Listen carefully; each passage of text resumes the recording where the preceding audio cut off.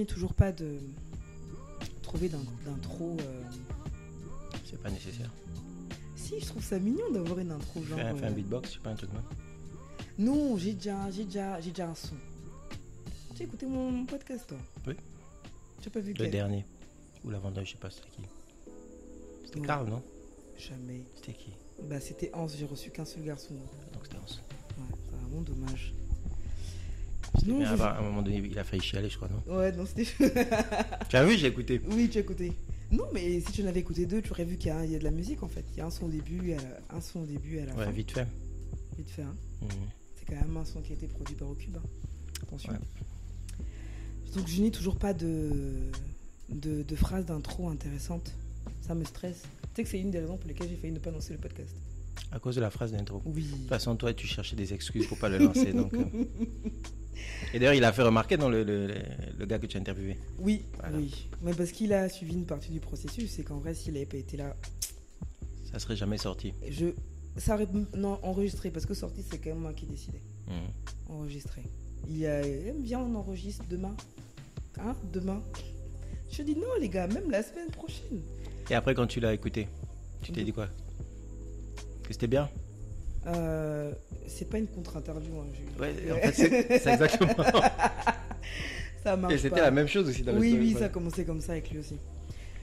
Qu'est-ce que je Finalement, me suis... on va changer le concept, hein, peut-être. Qu'est-ce que je me suis dit? Me faire interviewer par les gens? Ouais, par tout le monde. Je sais pas si j'ai tant de choses que ça à dire. Hein. Apparemment, on a beaucoup de choses à te demander. Ouais, vous êtes pointu sur la vie des gens. Vous êtes quand même pointu sur la vie des gens. Comment est-ce que je me suis sentie après l'avoir écouté? J'ai trouvé ça nul. Mais ça, c'est moi. Mais tu l'as sorti quand même? Oui, c'était ça le vrai défi. Et puis après, je me suis dit, bon, de toute façon, ce qui est intéressant, c'est le partage. Et c'est cool parce que j'ai quand même eu 2-3 personnes, vraiment 2-3 personnes, pas plus. 2-3 personnes qui m'ont dit, ah, bah écoute, ça m'a fait penser à moi. Franchement, ça m'a touché. Je me suis reconnue dans X, Y, Z situation. Ouais, pareil. Et j'ai trouvé ça reposant. Instructif et reposant. Mais il faut vraiment être dans un mood spécial pour bien écouter, en vérité. Ouais, je pense aussi. Il faut être prêt. Parce que qu'est-ce qu'il faut... Pourquoi il faut être prêt? C'est pas un truc que tu écoutes, c'est pas une matinale du matin, tu vois. Oui, il n'y a pas la pêche. Il faut l'écouter. Oui, il faut Il faut avoir le temps d'écouter, tu mets pause, tu réfléchis, voilà. C'est une introspection. Tu mets pause, tu réfléchis. Ouais. Bah après, je sais pas si tous les épisodes vont être comme les épisodes avec Hans. Hein, c'était vraiment... J'ai intérêt? Ouais, oui. Bah écoute l'épisode qui est sorti après. Ok. C'est avec 2 nanas, on parle du temps qui passe, de l'impact du temps qui passe sur notre entourage, sur nous, comment est-ce qu'on l'appréhende, comment est-ce qu'on le vit, les challenges qui viennent avec et tout. Et ça marcherait pas en bande, ce truc? C'est-à-dire tout le temps une bande? Non, peut-être pour une spéciale, de temps en temps. En bande comment? Plutôt que ce soit... En one-one? Ouais. Ça peut arriver qu'il y ait des épisodes à plusieurs. Ok. Ça ne me dérange pas qu'il y ait des épisodes à plusieurs. C'est juste que, par exemple, l'épisode qu'on a enregistré à 3, vu qu'on l'a enregistré à distance, c'était un peu compliqué parce que pour éviter que ça saute avec Internet, notre internaute de la tiers-mondie, on a coupé les caméras, donc on se voyait pas, on se regardait pas. Okay. Et donc des fois, il y avait des blancs et tout. Mais Dieu merci à la technologie, j'ai coupé tout ça. Ça avait l'air grave fluide quand je vous écoutais. Donc voilà. Ouais, donc j'ai pas d'intro. J'ai tellement de sujets que je veux aborder que ça, je pense que ça sert à rien que je me mette des barrières et ça va juste aller en mode freestyle. Et déjà, j'ai pas le souvenir que tu aies présenté la personne la dernière fois. Ça commence un peu brutalement. Enfin, ça ne commence même pas. Oui, en fait, on invite les gens directement dans une conversation. Tu veux te présenter? Non, mais ça m'est revenu là. Non, c'est pas vrai. Avec Hans, j'ai présenté que j'étais avec Hans. J'ai dit que j'étais avec Hans du podcast Déconfiné. Un des co-hosts du podcast Déconfiné. Et non, j'ai présenté les gens. Ouais, vite fait. Ouais, non, écoute, il faut vraiment que tu écoutes mes épisodes. Bon, pour l'instant, il n'y en a que 3, hein, donc tu peux rattraper. Donc, je suis avec... Je me suis demandé, on te présente comme étant qui? Comme étant C'est Franck. Une bonne question. Non, jamais. Absolument jamais. Je me suis dit que si je dis dans la tête de Franck, ça va faire un truc un peu mystérieux. Mais déjà, ce ne sera pas moi. Mais c'est ton nom. Non, ce fut mon nom. Tu as enlevé ça sur l'acte de naissance? Si je pouvais, je l'enlèverais. Tu peux. Ouais, mais j'ai la flemme, ça prendrait trop de temps. Ça prendrait trop de temps. C'est ça ton vrai problème en fait. Donc je suis avec Daf Oswalard. Non, je préfère que tu te présentes toi-même parce que... C'est la pire chose. Non, mais genre vite fait. Je te demande pas de me sortir ton CV ou de... Je sais pas... J'ai même pas de CV. Je suis Daf Oswalard. J'ai tout fait. J'ai tout essayé. Et j'ai survécu. C'est une bonne définition? En tout cas, c'est un influenceur du Gabon. Le gars, il avait tellement de demandes d'amis qu'il est passé d'un compte personnel à une page pour pouvoir accueillir toute cette population. Mes amis intimes. Tes amis intimes avec qui tu partages ta vie. Tu veux dire quoi d'autre sur toi? Bon, pour que ça paraisse un peu sérieux. Ouais. Voilà, je suis responsable marketing. Je suis responsable marketing et cofondateur d'une agence marketing communication qui s'appelle Le Bureau. Ouais, non, on s'en fout de la partie pro en fait. Voilà, non, mais il fallait quand même le placer un peu. Je suis pas qu'un clown, tu vois. Je vais commencer à faire payer les placements dans mon podcast.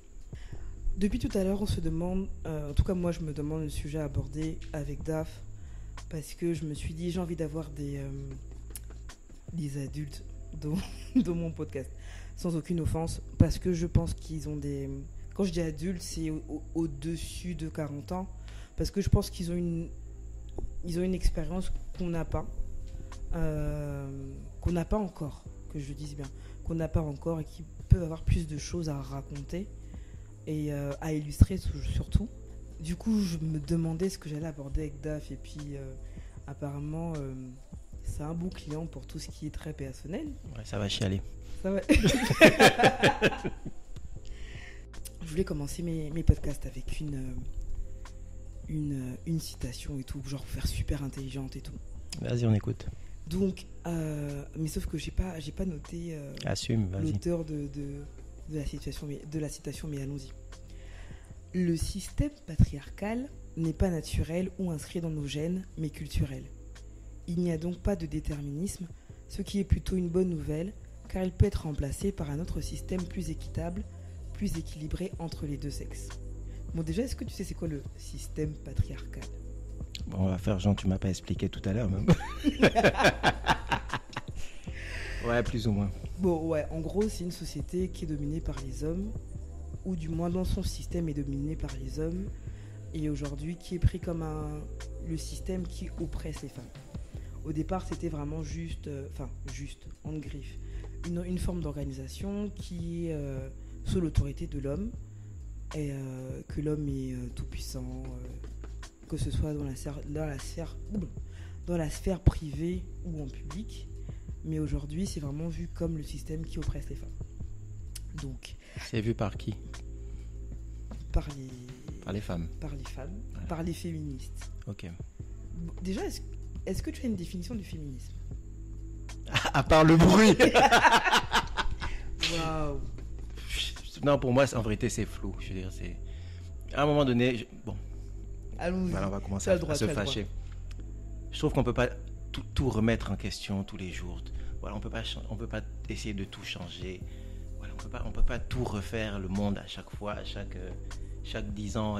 Je sais pas, je trouve que on essaie de régler des problèmes où il n'y en a pas vraiment. Voilà, je trouve que le féminisme, c'est bien de replacer l'égalité homme-femme, tout ça, c'est bien, mais en vérité, il ne faut pas se mentir, on ne sera jamais vraiment égaux, quoi. On n'est pas pareil. Le truc, c'est que c'est pas tant l'égalité, c'est plus en termes d'équité. Si c'est le droit, oui, je veux bien, mais après, je trouve que ça déborde dans beaucoup de choses. Comme quoi? Mais c'est un peu j'allais dire le même délire, mais bon, bref. C'est un peu la même chose quand on essaie d'instaurer des quotas, des trucs comme ça. Non, je veux dire, c'est pas... je parle même pour noir, blanc, etc. Quand on essaie d'instaurer des quotas. Je pense pas que ce sont des choses qu'on va... Ouais, mais bon, c'est des choses... On a Netflix, non, regarde.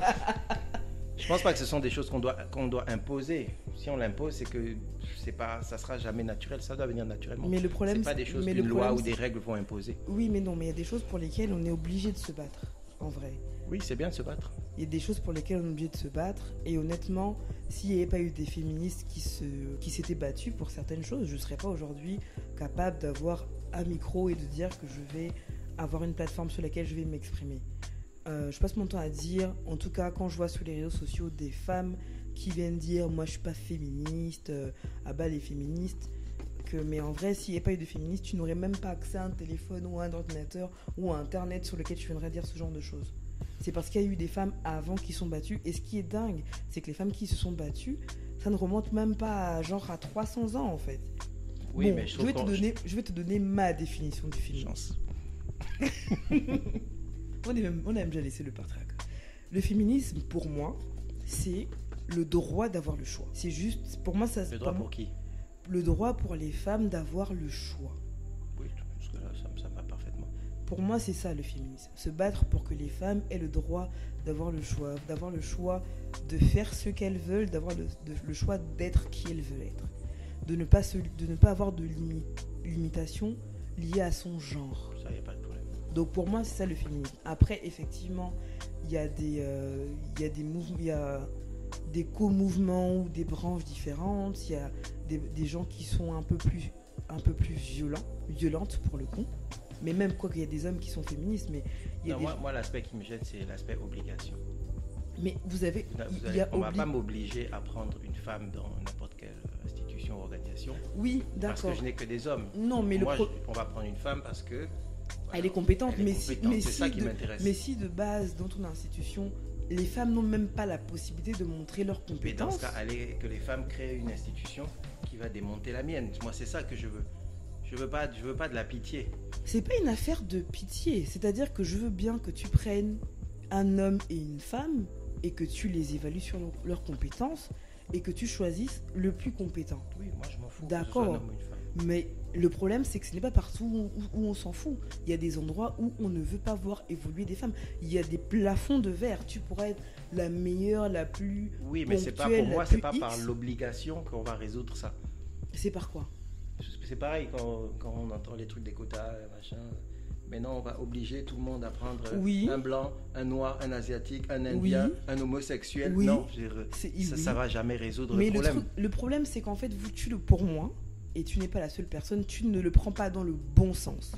Le problème, ce n'est pas d'obliger quelqu'un à prendre un blanc, un noir, un asiatique, un homosexuel, whatever. Le problème, c'est de faire en sorte que les gens ne refusent pas des candidatures par rapport à l'origine. C'est une question d'éducation. Mais il faut rééduquer tout le monde. Voilà, mais l'éducation. Mais pas obligé. Mais l'éducation peut passer par l'obligation. Non, jamais. Si. Non, ça va juste créer de la frustration et des faux semblants. On va prendre une femme dans le gouvernement parce que il faut faire bien. Non, je suis désolée, c'est pas de. Mais à partir du moment où on félicite le fait qu'on prenne une femme comme Premier ministre, c'est que en fait on n'a rien résolu. Ça devrait être naturel. Ça veut dire qu'il y a un problème d'éducation d'abord. C'est pas l'obligation. Le truc, c'est qu'en fait, aujourd'hui... Le débat a commencé. Aujourd'hui, le fait qu'on voit une femme qui est Premier ministre, ça veut dire que c'est possible. Et qu'il n'y a plus de limitation par rapport à ça. Mais on sait que c'est possible. Non. Ben si. Non, c'est pas des acquis. Je suis désolée. Tu ne peux pas dire parce qu'en 2020... Pour moi, ce ne sont pas des acquis. Moi, à la place d'une femme, je serais vraiment embêté qu'on me mette à une fonction et que je me dise peut-être qu'on m'a mis là parce que je suis une femme. D'accord. Du coup, autrement on aurait pris quelqu'un d'autre. Du coup, maintenant, je préfère qu'on me supplie pour venir parce que vraiment je suis la valeur sûre. On t'a mis là parce que tu es une femme. Du coup, maintenant, prouve que tu ne te limites pas à ton genre. Maintenant, montre qu'en fait, l'image que tu vas laisser, la trace que tu vas laisser, c'est la trace d'une super première ministre. Et pas la trace de la première femme qui a été en discutant, peut-être que je ne suis pas sensible à cette question parce qu'en fait, pour moi, ça n'a jamais été un problème. Donc, c'est en fait, pour moi, on est en train de remuer quelque chose qui, pour moi, est naturel. Oui, c'est peut-être pour ça que je le capte pas. Mais le truc, c'est qu'en fait, ton attitude, malheureusement, elle peut être perçue comme le fait de nier l'existence du problème. Parce que la vérité, c'est que même si ça n'en est pas un pour toi, le problème existe. Oui, mais je trouve qu'on en fait trop la promotion. Là, je trouve qu'on est en mode débat politique. Alors que je voulais qu'on partage des expériences. On a parlé du patriarcat, de la société qui impose un modèle. Est-ce que c'est l'impression déjà que tu as? Que la société a imposé un modèle où l'homme est tout puissant, l'homme est chef, que ce soit dans la sphère privée ou en public, que l'homme est souverain et universel.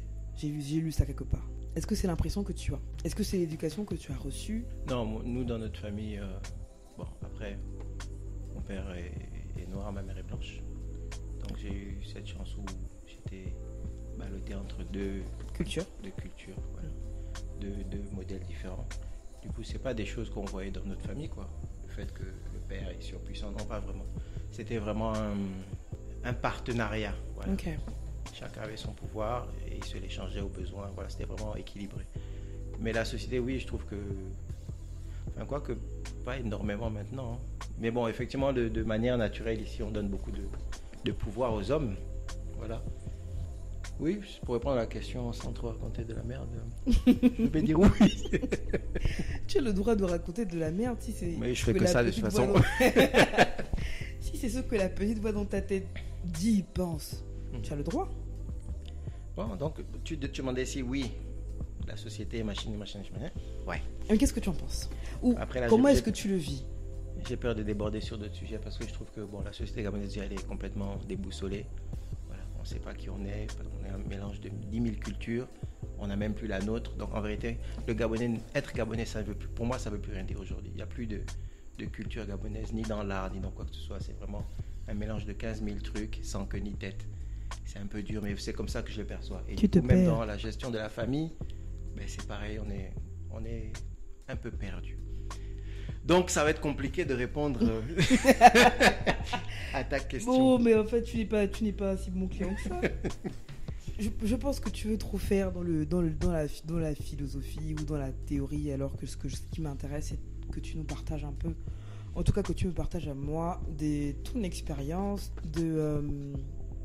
des choses, par exemple, que la société impose aux hommes. Est-ce que tu es marié? Non. Est-ce que tu as l'impression de ne pas d'avoir des cases à cocher en tant qu'homme dans la vie? Et est-ce qu'il y a des cases qui sont un peu plus grandes que d'autres ou un peu plus Des grosses cases à que d'autres? cocher, c'est-à-dire des pseudo-obligations Par exemple, pour être un individu normal dans la société. pour être un Se homme. marier au Gabon, déjà, c'est... À mon âge, bon, on commence à te faire la remarque à 40 ans. Et les gens trouvent- On commence seulement? Non, mais ça commence à être insistant. En Ok. fait, c'est bizarre qu'un homme de 40 ans ne soit pas marié. Ok. Voilà. C'est bizarre. En fait, on ne te demande pas d'être marié et être heureux. Non, on veut juste que tu sois marié. Mais c'est le même discours qu'on tient aux femmes. À 25 ans, tu dois avoir un enfant. Entre 25 et 30 ans, c'est pareil. Tu te rends bien compte qu'on vous tient ce discours-là, vous, émis pour les hommes, à partir de 40 ans, Non, quand les femmes subissent ça dès leur 25e anniversaire. oui, je suis désolé pour vous. Donc oui, il y a cette pression-là. Oui, il y a des cases à cocher. Il faut être marié, il faut être stable. C'est quoi la stabilité, du coup, d'après la société? C'est d'avoir une voiture, d'avoir un emploi digne de ce nom. D'avoir construit. Voilà. Construire encore, c'est un bonus, mais d'avoir ta maison, d'avoir ta voiture, ton emploi fixe, en gros, c'est ça. Et de jolis costumes. Le costume, c'est compliqué, ouais. Ouais, non, j'avoue que ça peut être compliqué. Mais du coup, c'est une case que la société veut que les hommes aient à cocher. Être marié? Non, tout ce que tu viens de citer. Oui, absolument. Être marié, être stable. Quoi d'autre? Être stable financièrement, en gros, être marié. Et avoir des responsabilités, ouais, vite fait. Avoir un boulot stable, ouais. Ok. Oui, sinon tu n'es rien au Gabon. Ok. Et du coup, c'est quoi ton approche par rapport à ça? Parce que je pense que tu es bien genre le prototype de je ne suis pas dedans en fait. Non, je veux bien me marier. Peut-être Ok. pas selon les codes de la société. C'est-à-dire. Ça sera peut-être pas monogamie. Ah oui? Oui, D'accord. c'est fort probable. Je trouve d'ailleurs que c'est une aberration. Mais bon, là, ça va faire beaucoup de bruit. Mais non, je suis pas contre le mariage. Je trouve que c'est important, à un moment donné, quand tu trouves un partenaire avec qui tu peux créer quelque chose de solide. Mais c'est une association de s'associer. Je trouve ça tout à fait logique pour aller plus loin. Mais c'est pas une obligation.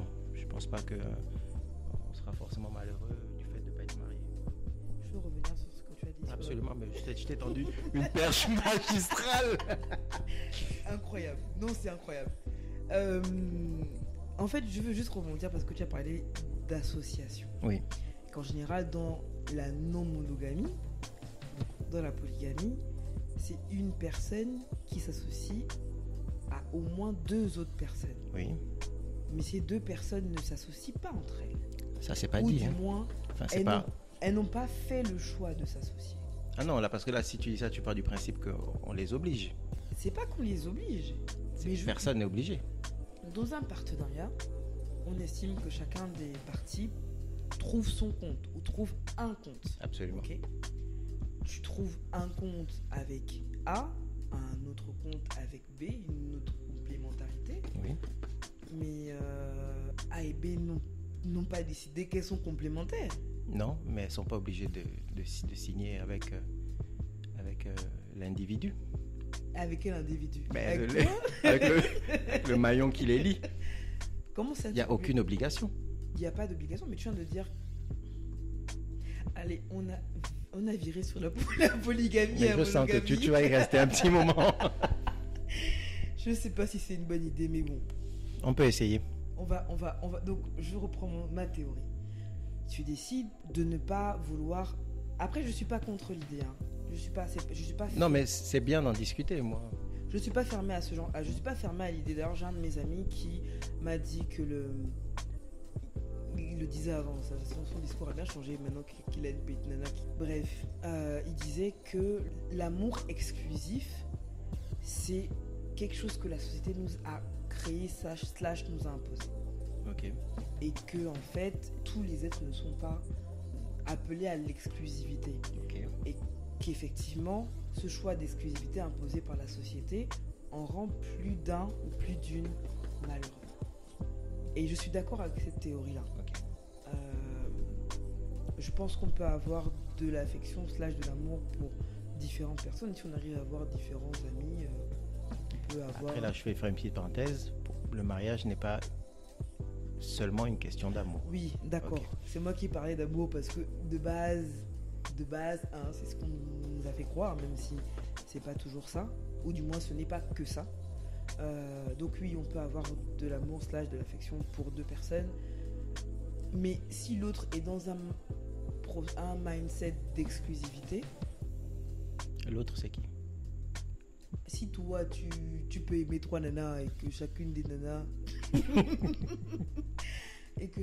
nanas sont dans l'amour exclusif, tu vas pas les épouser, c'est sûr. Bref, passons. Je pense que je n'ai pas envie de...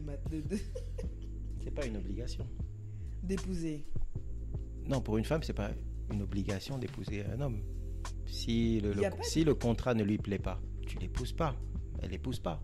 Elle peut pas après reprocher à son mari d'être polygame alors que quand elle a signé, elle le savait très bien. L'objectif, effectivement, c'est pas de reprocher à son partenaire d'être polygame.